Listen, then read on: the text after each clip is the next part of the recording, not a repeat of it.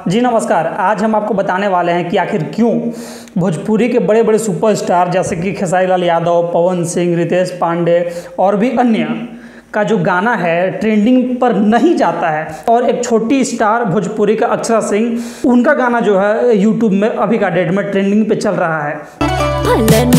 बेटा पसंद आ गया।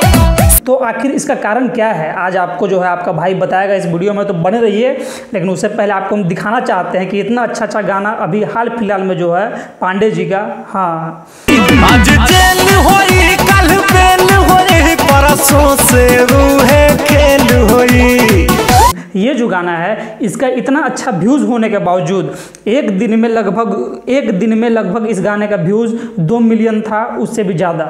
इसके बाद एक और गाना था हमारे ट्रेंडिंग स्टार का, हाँ, नाच के मलकिनी।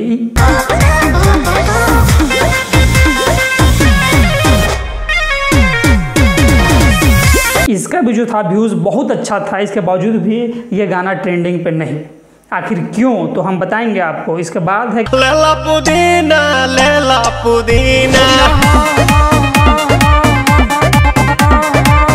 इसके बाद पावर स्टार का एक गाना आया था, हाँ, ये गाना मात्र जब आया था तो मुश्किल से 4 से 5 दिन तक ही था ट्रेंडिंग में सब मिला के। इसके बावजूद इस गाना का व्यूज़ जो है भाग रहा है, लेकिन ट्रेंडिंग पर नहीं है।